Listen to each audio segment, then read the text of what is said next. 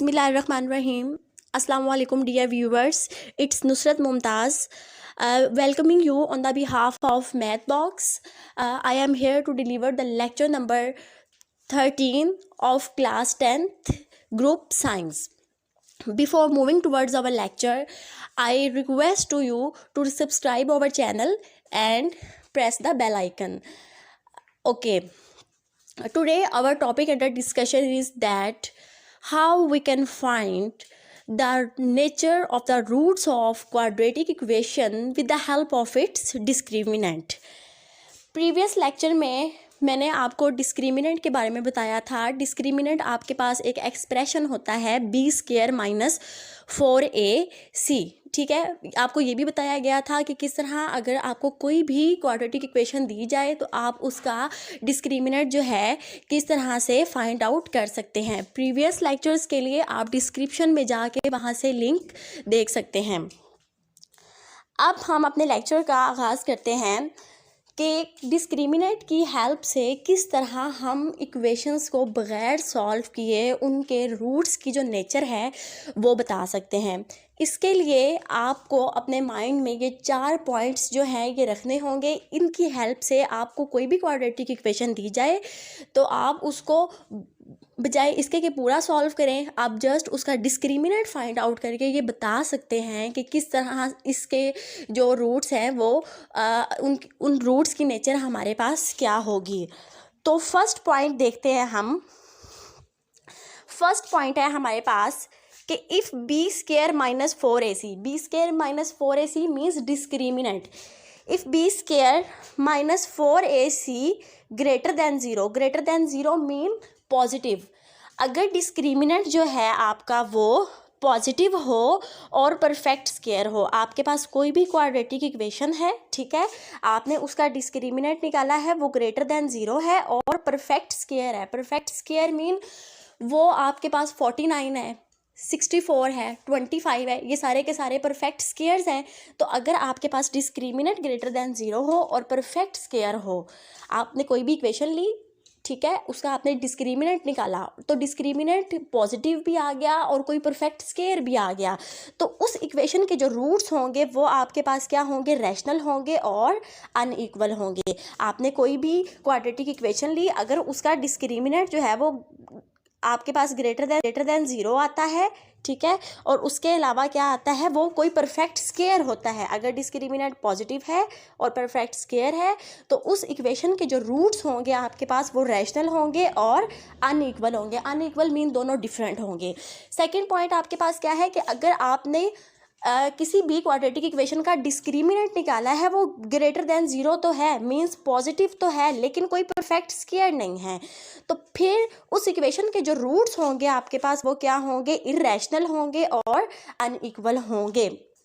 Third point आपके पास क्या है कि अगर आपका जो डिस्क्रिमिनेंट है वो ज़ीरो के इक्वल आ जाता है तो फिर उस इक्वेशन के रूट्स आपके पास रैशनल होंगे और इक्वल होंगे. इक्वल मीन्स दोनों जो रूट्स हैं वो एक जैसे ही होंगे, सेम होंगे.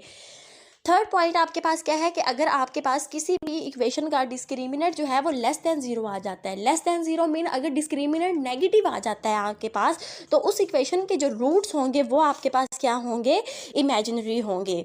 इसको हम अगेन रिवाइज कर लेते हैं.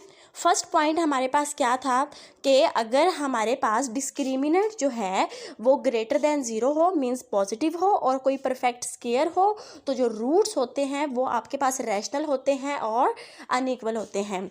सेकंड पॉइंट आपके पास क्या है कि अगर डिस्क्रिमिनेंट आपके पास पॉजिटिव तो हो लेकिन परफेक्ट स्क्वायर ना हो तो फिर उस इक्वेशन के जो रूट्स होंगे आपके पास इर्रेशनल होंगे और अनइक्वल होंगे.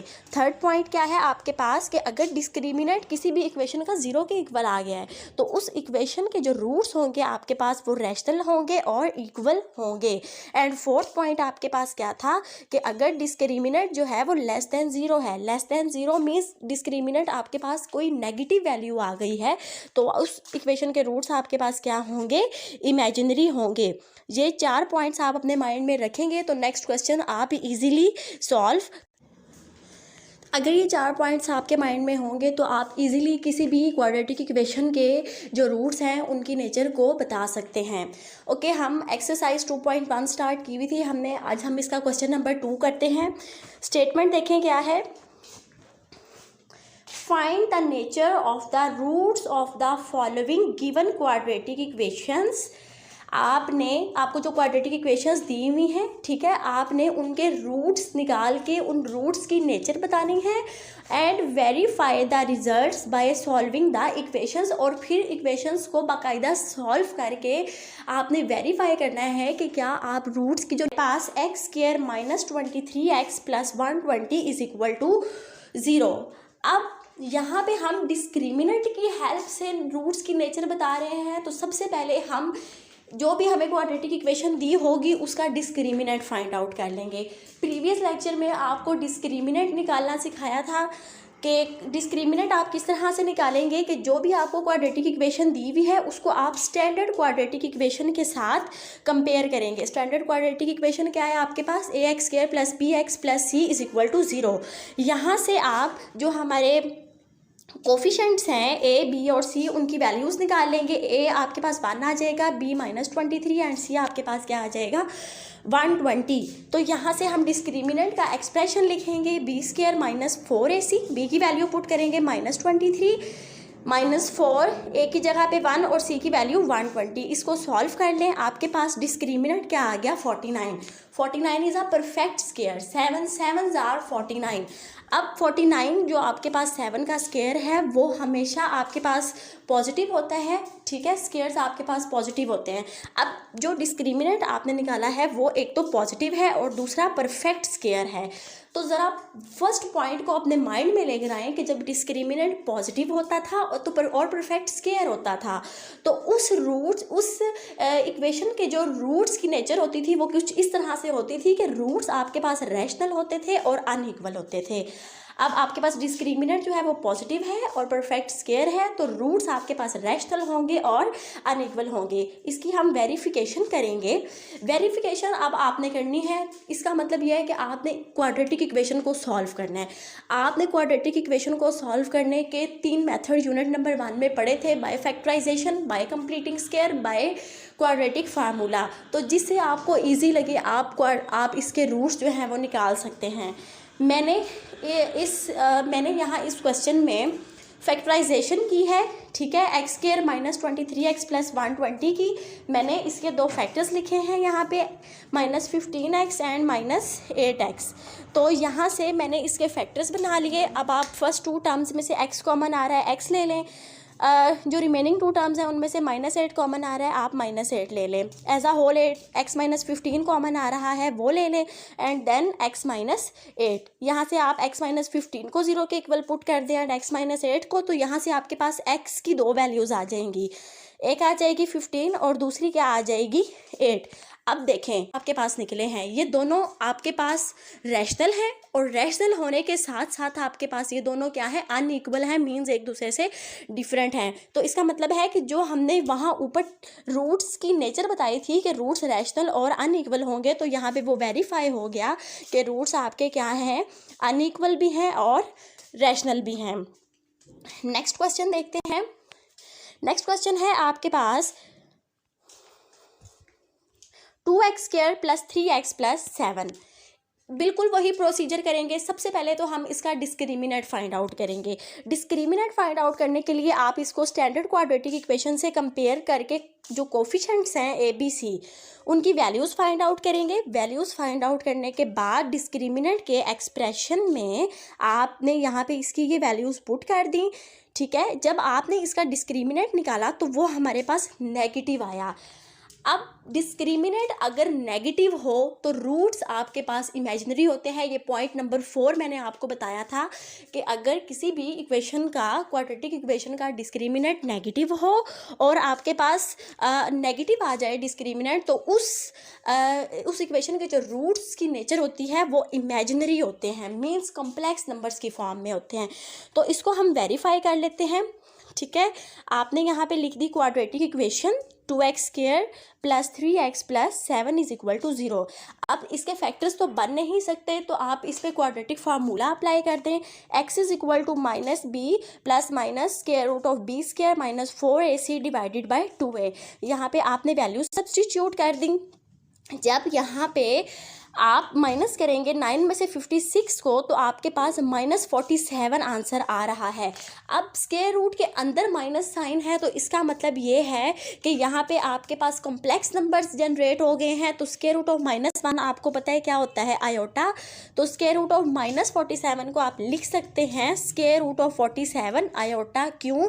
क्योंकि स्क्वायर रूट ऑफ -1 आपके पास क्या होता है, आयोटा होता है। तो यहाँ से आपके पास एक्स के जो रूट्स आए हैं वो कम्प्लेक्स नंबर्स की फॉर्म में आ गए हैं, वो आपके पास क्या है, इमेजिनरी। तो ये चीज़ आपका यहाँ पे वेरीफाई हो गई। नेक्स्ट क्वेश्चन नंबर 3 है 16x square minus 24x plus 9 is equal to 0। सबसे पहले हम क्या करेंगे, इसका डिस्क्रिमिनेंट फाइंड आउट करने के लिए इसको क्वाड्रेटिक इक्वेशन की जो स्टैंडर्ड फॉर्म है उससे कंपेयर करेंगे। कोफिशेंट्स की वैल्यूज़ निकालेंगे, कोफिशेंट की वैल्यूज़ निकालने के बाद हम इसको डिस्क्रिमिनेंट के एक्सप्रेशन में पुट करेंगे।